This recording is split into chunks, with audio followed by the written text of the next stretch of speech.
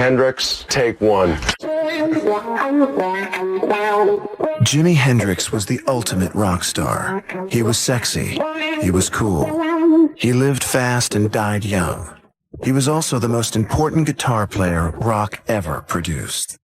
Equal parts voodoo priest, electric warrior, and sensitive songwriter, Jimi Hendrix pushed the envelope of rock and roll as far as it would go, and then he pushed it farther. This is his story. Don't waste all the film there. Stop it for a second. Jimi Hendrix was born Johnny Allen Hendrix in Seattle in 1942. His parents, James Al Hendrix and Lucille Jeter, met at a jitterbug dance and soon fell in love. They got married just before Al was drafted. Lucille was young and liked to party. She'd often disappear for days at a time and leave her son Johnny with friends or relatives. When Al came home from the war in 1945, he left Lucille and took his son with him. Al changed the boy's name to James Marshall Hendrix. A shy child, Jimi never quite fit in anywhere. He was part black, part white, and part Native American. It was as if the melting pot had boiled down into his blood. Some of his favorite times were spent with his grandmother, Nora, who was part Cherokee. My grandmother used to tell me beautiful Indian stories.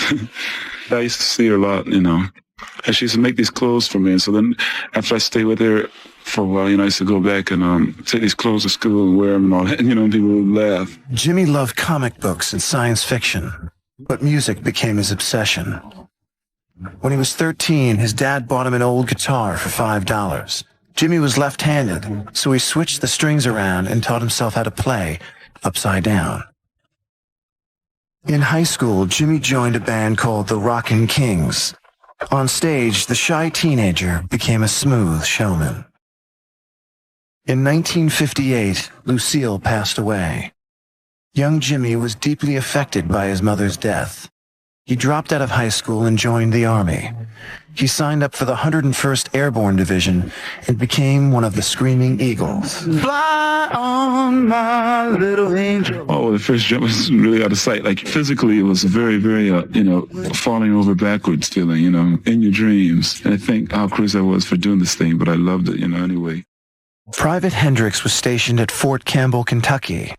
One day, bassist Billy Cox heard Jimi playing guitar. I heard the sound coming out of Service Club number 1. It was strange. I was drawn to him cosmically, spiritually, I don't know. But what I heard coming out of that Service Club was a sound that was destined for greatness.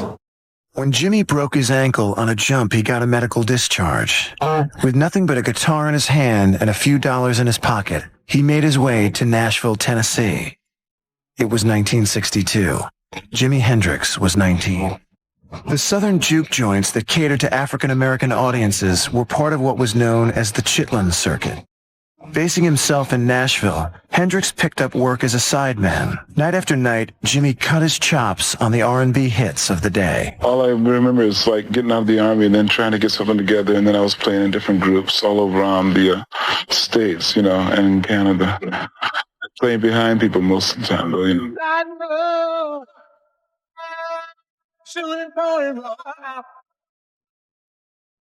In New York, he met a girl named Faye Pridgeon. She introduced Jimi to the Harlem club scene. Faye got Jimi a gig with the Isley Brothers. Then he did a stint with Little Richard's band. I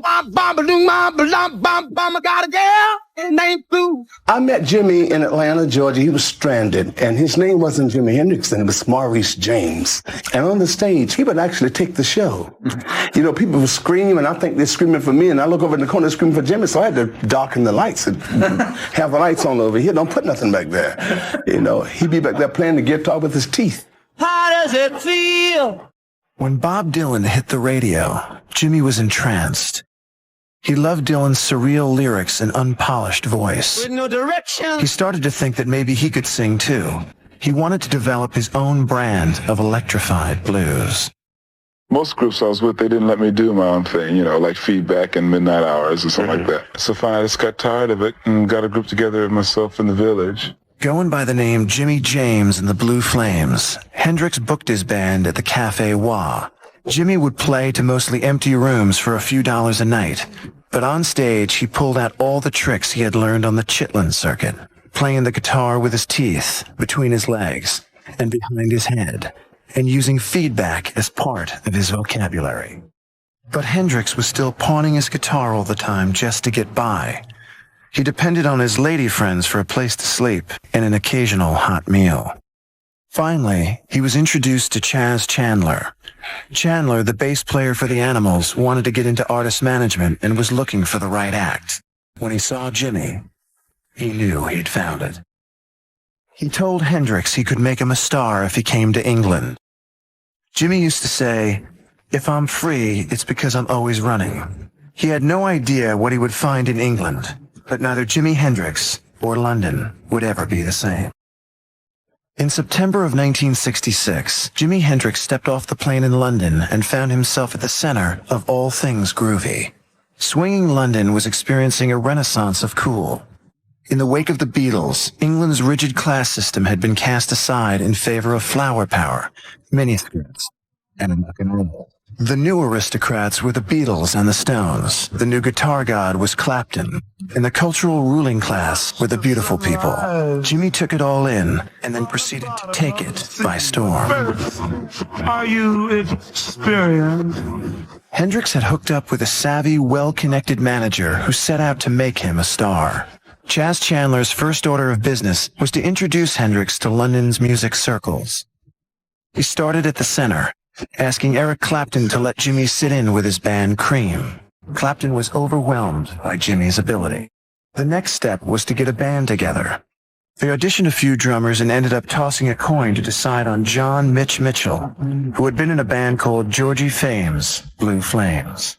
A young guitarist named Noel Redding came to London to audition for the Animals, and Chas introduced him to Hendrix. Jimi was impressed by Redding's ability to learn songs quickly, and by his hair.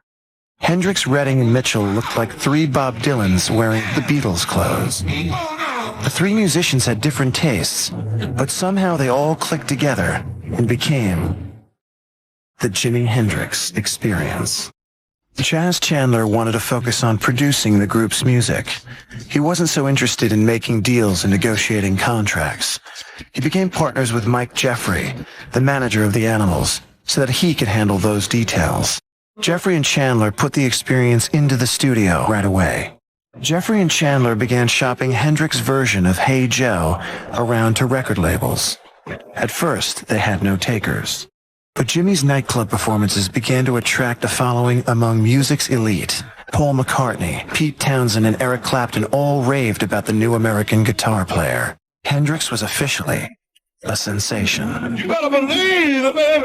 We'd heard that Chas Chandler, the bass player from the Animals, had found an incredible guitar player. I remember sitting there with Peter Green, Eric was down there, Jeff Beck. Everyone was down there saying, okay, what's this all about?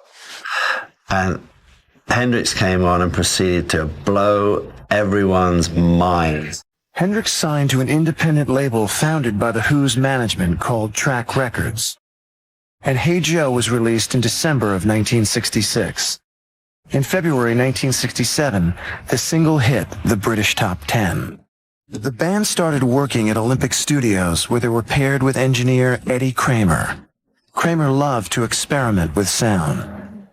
Jimi would describe the sounds he heard in his head, and Eddie would try to figure out how to make them real. Hendrix was accepted and celebrated by hip London. We just adopted him, we felt, in England, because he was great and he wasn't big in America, and he come here. He was introduced to psychedelic drugs. He hung out with Brian Jones of the Rolling Stones and took advantage of the shops on Carnaby Street to put together a wardrobe befitting one of the beautiful people. Women began to line up to meet him. Yeah! Get on with it, baby! Jeffrey and Chandler knew they needed to build on the sensation that Jimi had created in London. They went out of their way to present Hendrix as an exotic novelty, and the press ate it up. Purple Haze came out in the spring of '67. It was a huge hit in England. In May, Hendrix's first album was released. Are You Experience catapulted Jimi to a whole new level. The LP entered the charts at number 3 and had a 33-week run. held off the top spot by the Beatles' Sgt. Pepper. Just 3 days after the Beatles released Sgt. Pepper, Hendrix played at the Seville Theatre in London to a star-packed audience that included Paul McCartney and George Harrison. And on the Friday, they'd released Sgt. Pepper. Now, Jimmy had listened to it Friday, Saturday, it was that weekend. And on the Sunday night, he opened with Sgt. Pepper. He'd learned it. Hey, it was when he hit the door today. And then he was fantastic. He went wacky on the solo, totally went miles away, as he had this habit of doing.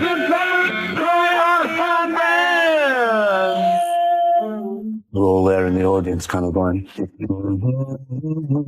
this is good. Jimi Hendrix had reached the pinnacle of rock stardom in England. The U.S. beckoned. The next year would bring Hendrix success and disaster as he continued his quest to capture the sounds he heard in his head. coming to get you. On the recommendation of Paul McCartney, the Jimi Hendrix Experience was booked at San Francisco's Monterey Pop Festival in June of 1967. The three-day music festival featured some of the biggest acts in pop music. Backstage before the show, there was an argument between Hendrix and The Who over which band would go on first. We couldn't really decide, so we just said, well, you know, I said to Jimmy, I said, "Man, we're not going to follow you on." So he said, well, I'm not going to follow you on. So I said, listen, we are not going to follow you on, and that is it. And he turned round to me and just said, if I'm going to follow you, I'm going to pull all the stops. Jimmy's sexually charged performance stole the show. The California hippies that filled the audience were blown away. For Jimmy, it was a triumphant return to his homeland. On the heels of Monterey, the Jimi Hendrix Experience was a hot ticket. The group had a huge following in England. Hendrix was voted world's top musician in a poll by the British magazine Melody Maker. Reprise Records signed the group for the U.S., and Are You Experienced came out in August of 1967. Hendrix manager Mike Jeffrey set up a tour with one of the biggest concert draws of the year, the Monkees. The combination of the Monkees with Jimmy's interracial psychedelic rock band was just bizarre. Most of the young kids in the audience were confused by what they saw as a crazy-looking black man humping his guitar. Jimmy's manager cooked up a story about the Daughters of the American Revolution objecting to the preteen audience being exposed to the Jimi Hendrix Experience. They left the tour with lots of publicity and underground credibility. Life on the road was rigorous. Off stage, the band partied as hard as they worked. Jimmy was beginning to take considerable amounts of LSD. At the same time, the Experience was going into the recording studio whenever they could find a few hours to work on the next album. Jimmy began to experiment in the studio to a greater degree than he had with his first album. He had specific thoughts on how this record should sound. You know, you can hear the changes from Are You Experienced, loud and brash and frustrated, you know, and rebellious and so forth. And then trying to maybe, with Axis, then trying to maybe cool everything down a little bit and like bring some beautiful stories together. Eventually. Axis, Bold as Love, was released in England in December of 1967. It was the group's second album in less than a year. Axis went into the top 10 on both sides of the Atlantic. But success took a toll. Pressures were mounting on Jimmy to continually record, tour, and give interviews. He had no one he could open up to, so he kept his feelings bottled up. The band was playing in Sweden in January of 1968 when everything came to a head. One night, Jimmy got far too drunk and exploded. He tore apart his hotel room and smashed a window with his hand. Mitch had to sit on Jimmy to calm him down, but by then the police had arrived. Hendrix was arrested. The Experience had a grueling tour schedule and new bookings were being added all the time. The group crisscrossed the U.S., often having to backtrack when new gigs would be added at the last minute. Hendrix was showing signs of strain, and he was getting bored with the repetitiveness of playing the same songs night after night. In between tour dates, the Experience worked on their next album, but tensions were developing within the group. Noel Redding was getting bored with the whole recording process. He eventually stopped coming to the sessions, complaining that Jimmy was re-recording his parts anyway, so why should he bother? At the same time, producer Chaz Chandler was frustrated with Jimmy's constant partying. and fed up with what he saw as needless retakes. Finally, he quit. Jimi took over as producer and used the opportunity to experiment even more. But he still wanted more time to work on the record. When we recorded our last LP, the Electric Ladyland, we was touring at the same time, which is hard to do because that means you have to concentrate on two things. You have to do a good show tonight, and then plus tomorrow morning at 6 o'clock, you have to go into the studios, And so it was really hard. So I got down half the things that I really wanted to get down during that period. Electric Ladyland came out in the fall. It would be the Experience's highest charting album yet, and featured Jimi's only hit single in America. All Along the Watchtower was an electrified version of a song by Jimi's musical hero, Bob Dylan. Hendrix had reached a plateau in his career. He was constantly surrounded by people trying to be his friend, but he never had anyone he could completely open up to. He had built a wall around himself and was retreating further inside it. His music had become the only outlet for his real feelings. I can't express myself in a, conversation. I can't explain myself like this or that sometimes because, this doesn't come out like that. So, when we're on stage, it's all in the world. That's your whole life. Jimi believed that music was spiritual and had the power to heal and bring people together. With Electric Ladyland at the top of the charts and Are You Experienced still in the top 10, Jimi began to blow off steam. He bought expensive cars and crashed them right away. He would give away wads of cash to near strangers and show up at the studio with a crowd of new friends to record jams well into the night.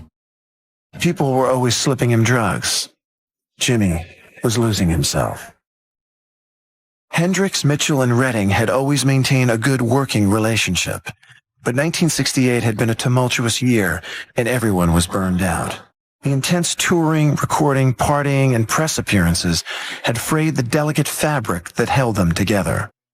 They all needed a break. Mitch and Noel went back to London while Jimi stayed in New York. Chas Chandler decided that if he wasn't going to be the band's producer, he wasn't interested in staying on as manager. Chandler was the one who rescued Jimi from obscurity, nurtured his talents, and groomed him to be a star. His departure from Jimi's life left a void that no one stepped in to fill. Jimi had always been a loner, but now he was really alone. He was heading toward even bigger stardom at an even higher price. At the beginning of 1969, the Jimi Hendrix Experience were back on tour in Europe. Hendrix was the highest paid rock act on the road, grossing at least $75,000 per show, double that in larger arenas. The relationship between Jimi and his bass player, Noel Redding, was falling apart. Noel was frustrated with his status as a hired hand in the Experience, and at some shows, the two musicians barely acknowledged each other on stage. In May, after playing 23 U.S. shows in less than a month, the group headed to Canada for a concert at Maple Leaf Gardens. At the airport in Toronto, Canadian Customs searched Jimi's bag and found a package of heroin and some hashish.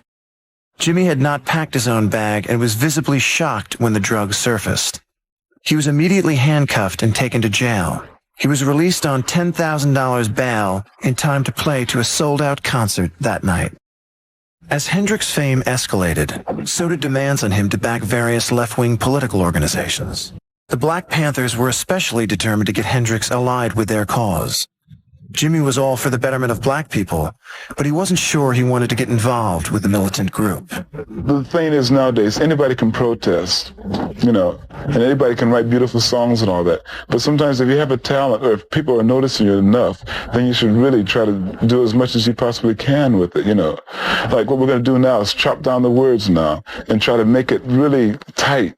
And what we're saying is not protesting, but giving the answers or some kind of solution.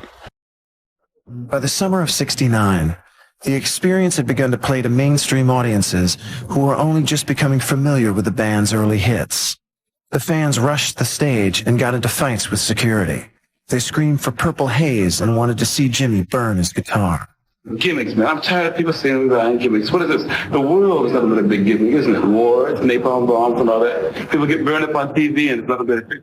Hendrix began to resent the audience's view of him as a wild man or freak, and his discomfort with touring increased. On On his days off, Jimi retreated to the studio with his old Army buddy, bassist Billy Cox, and drummer Buddy Miles to jam. The lighthearted sessions provided him with a much-needed escape from the pressures of the music business. Jimi's jams with Cox and Miles fueled rumors that he was planning personnel changes within the band. Hearing of this, Noel Redding quit at the end of the tour, and Billy Cox stepped in to take his place. Laid back and reliable, Billy provided a touchstone to Jimi's past. It was good for Hendrix to have a friend around. Jimi had been spending a fortune at the record plant, New York's most expensive studio. His manager decided they should build their own. Construction began on a new studio that would be called Electric Lady. That summer, Hendrix rented an estate near Woodstock, New York, to relax and regroup. Plans were in the works for a major music festival in the area, and Hendrix would be on the bill. He invited a diverse crew of musicians up to the house to jam. He wanted to put together a multiracial group that he called Gypsies, Sons, and Rainbows. Dude, we got to get something straight. We got tired of experiencing every once in a while. We explore our minds too much. So we decided to change the whole thing around and call it Gypsy, Sun, and Rainbows. For short, it's nothing but a band of Gypsy. On August 18th, 1969, Hendrix and his new band joined the unwashed masses at the Woodstock Festival. Billed as 3 days of peace and music, the massive youth culture gathering attracted over 300,000 people. Hendrix was the highest paid performer on the bill and was scheduled to close the show on Sunday night. But after sets by Janis Joplin, The Who, Sly and the Family Stone, and Creedence Clearwater Revival, rainstorms brought delays to the counterculture celebration. It was Monday morning before Hendrix took the stage. Jimi's ethereal rendition of the Star-Spangled Banner in the early morning light was one of rock's greatest moments. So Hendrix, why the Star-Spangled Banner? Oh, because we're all Americans. You know, we're all Americans, aren't we? When it was written then, it was played in a very, very beautiful, what they call beautiful state, you know. It was nice, inspiring, you know, your heart throbs, and you say, great, I'm American. But nowadays when we play it, we don't play it to take away all this greatness that America's supposed to have, but we play it the way the air is in America today. The air is slightly static, isn't it? Hendrix was scheduled to be on the Dick Cavett Show on Monday immediately following the Woodstock performance. But after his set, Jimi escaped to a hotel room to get some rest, and no one could find him. Hendrix appeared on the show a few weeks later to make up for the episode that he'd missed. What really happened to you that night at Woodstock? The record companies were clamoring for a new Hendrix record, but Jimi had nothing to deliver. He was spending a fortune on studio time and recording miles of tape. People start picking on us all the time, and they're always saying, why don't you do this, why don't you do that? So give us a chance. You know, things happen in time. We're learning the studio. We want to do it all ourselves because we have definite ideas. The labels were handed a greatest hits collection to keep them at bay. Plagued with insecurity, Jimi canceled his upcoming tour. Everyone around Hendrix was pulling him in one direction or another, and he never knew who to trust. He had been taking a lot of drugs, including cocaine, a substance that only compounded his paranoia and self-doubt. In December, Hendrix went back to Toronto to stand trial on the drug possession charges. If convicted, he faced up to 7 years in jail. What is your comment on the drug use? I don't know. Well, some people believe that they have to, you know, do this or do that to get into the music. I don't know. I have no opinions at all. Different strokes for different folks. Sly and the Family Stone, I think, said that. Jimi pleaded innocent, claiming the drugs were not his. He sat on the witness stand and gave an honest and detailed account of the various drugs that he had tried in the past. Hendrix admitted that he had a problem, but he said he no longer did drugs. He was acquitted of all charges. As the 60s drew to a close, Jimi Hendrix had come full circle with his career. He had come from nowhere to become the biggest touring act in rock and roll. But success was threatening to tear him apart. He was under constant pressure to deliver new records. The construction of Electric Lady Studios was depleting his resources. He needed to tour to earn money, but he didn't even have a band. He was physically and emotionally exhausted. As he faced the new decade, Hendrix would have to marshal all of his abilities to put his life back on track. On New Year's Eve 1969, Jimi Hendrix said goodbye to the 60s with a new band performing new music at the Fillmore East. Jimi was backed by Billy Cox and Buddy Miles for 4 sold-out shows that were recorded for a live album. In the spring of 1970, Electric Lady Studios were nearly complete. Hendrix was immensely proud of his studio. He began working with a renewed exuberance. He showed up at the studio on time and worked diligently for 16 hours or more. He came in with definite ideas, knowing exactly what he wanted to accomplish. Hendrix was getting back on track. The record was tentatively titled First Rays of the New Rising Sun. It would mark a new direction for Jimi's music. Although Hendrix was anxious to finish his new record, an influx of cash was desperately needed. In May, Hendrix left for the UK with Billy Cox and Mitch Mitchell for a European tour. The Isle of Wight festival was marred by bad weather and tensions in the air. Groups ranging from French anarchists to the Hells Angels tried to tear down the gates and turn the event into a free concert. By the time Jimi arrived, the island was low on supplies, and concert-goers were hungry, cold, and tired. It was 3 a.m. before Hendrix took the stage. Hendrix continued the European tour, playing a series of mismanaged festivals. To make matters worse, Billy Cox was coming unglued. Wait a minute, something's wrong. Something was making him paranoid. After a disastrous festival in Germany, the rest of the tour was canceled out of concern for Billy's health. Jimi went back to London. He spent the next few days catching up with old friends and unwinding. He stayed with Monica Danneman, a girlfriend who had a flat in London. One morning, Monica woke up at 10 a.m. and went out for cigarettes. She returned to find that Jimi had vomit around his nose and mouth. She saw that Jimi had taken 9 sleeping pills, and she couldn't wake him up. Jimi Hendrix was pronounced dead on arrival at St. Mary's Hospital on September 18, 1970. The official cause of death was an inhalation of vomit following barbiturate intoxication. He was 27 years old. The popular young rock singer Jimi Hendrix died today in London, according to a police source, from an overdose of drugs. Hendrix records sell better today than they did when he was alive. His music continues to impact new generations of fans, crossing boundaries of race, age, and gender. He was probably the best pure musician that rock and roll ever produced. He was also alone in the world. Everyone wanted to be near him, but when it mattered most, there was no one to take care of him. The entire career of Jimi Hendrix as a recording artist lasted only 4 years, but the sounds he heard in his head changed popular music forever. All I can just is do what comes natural to me, you know. When I feel like playing with my teeth, I do it because I feel like it. All that is complete natural. It took me a long time to really catch on to a lot of what he was doing even after he was gone. You know? It's just that the difference is I'm copying him and he came up with it. He was a great influence on me and part of my growing up. I've never heard anybody play electric guitar like that. There's no one even in the same building with that guy, in the same level. There's no one. There's something that Jimi did and what he represented that was absolutely revolutionary. Well, he was like the main man. I want to say in a word, you know, in a way, like a god. He was just it for me as guitar players go. I mean, he was just it. He was something who just came out the blue, had his period, and went. It's like magic.